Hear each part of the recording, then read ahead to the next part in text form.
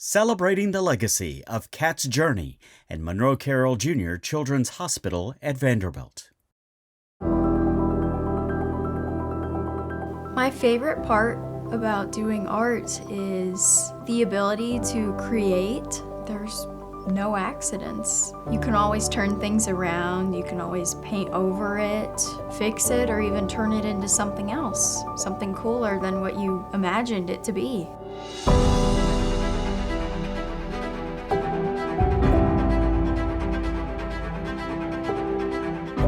I have many nicknames. Kit Kat. I've also gotten called Katrin.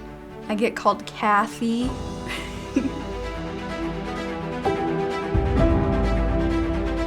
She's very funny, very witty, just like her dad.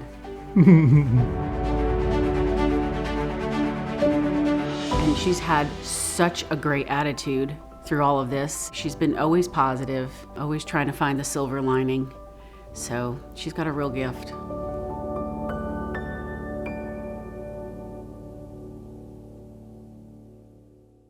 She finally said, "I'm not seeing the board real well. Can we go and check my eyes?" And that's when I finally made an appointment and we went into our local eye doctor.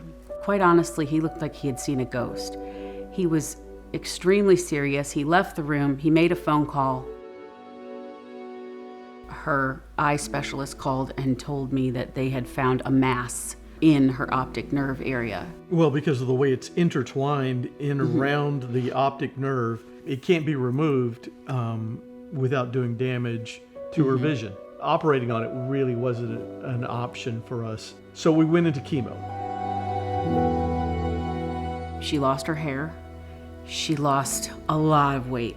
She was so weak. You had to carry her I would up the carry her up stairs. to her bed, to her bedroom every day, and we tried to make a game of it.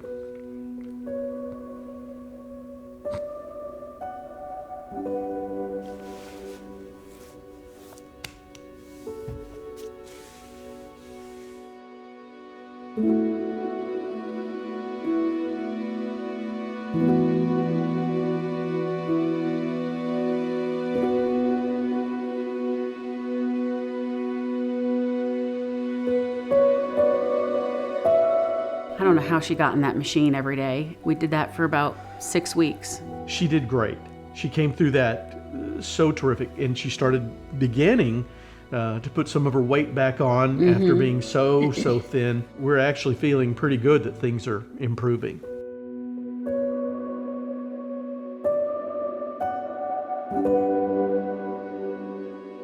While you were trying to flag down the fire department, I was bedside with Robert, her older brother, and we were just praying.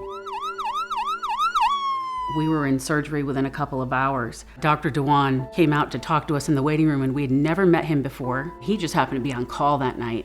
Following the radiation to the tumor, there was a lot of swelling that happened, and over time, that swelling built and built and built to the point where Kat really deteriorated, and it's why she came to us in a comatose state. He said, it's not looking good. I'm doing everything I can, and I'm throwing everything I have at this. And he said, we're getting ready to open up her skull. I need your consent. And I just said, I want her healed, and I don't care if it's here or in heaven. Like, I want her to not suffer.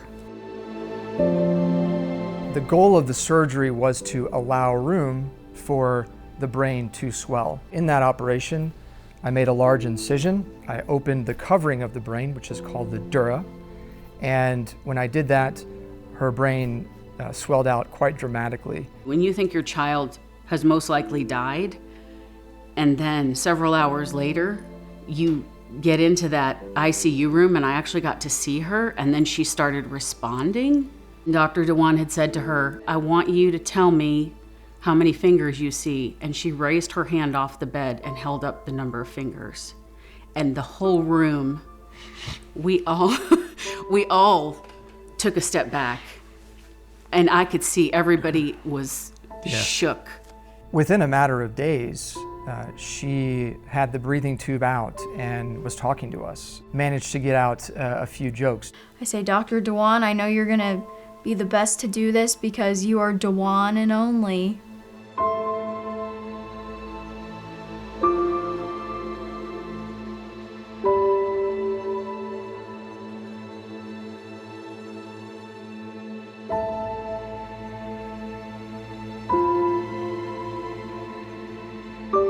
My medical experiences have really changed the way I feel about living.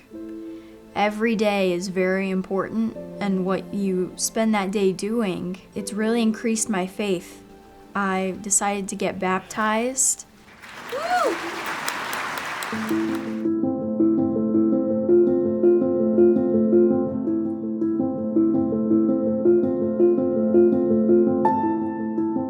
The tumor is dormant now, and there's no other evidence of disease around it, and all that swelling has calmed down. Kat's surgery and recovery, in terms of how it ranks, it has to be at the very top.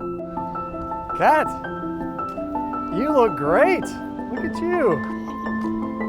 You look fantastic. Thank you. Just as we are eager to understand and learn more about Kat's tumor and the specific biology of that lesion and how it behaves so that we can better understand how to treat it, the same is true for children all over the world. We've always felt called to start helping in this arena.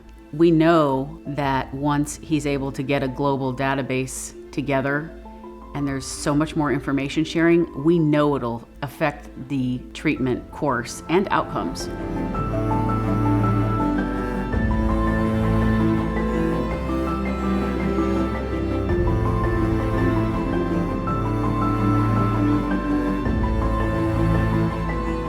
If we can get everybody to donate, we can find ways to intervene before you have to go through all the surgeries. Maybe it'll develop another type of chemotherapy that would work directly for this kind of tumor. It could save thousands of lives. Kat has a very rare tumor.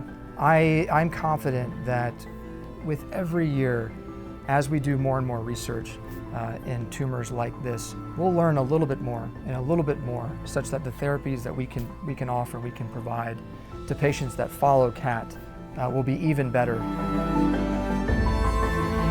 I still meet new people who ask about my journey, and sometimes, even when they don't ask, I just straight up tell them because I'm very proud of it now. I feel like it's a part of me. It makes me who I am. Kat's prognosis, I am very optimistic about.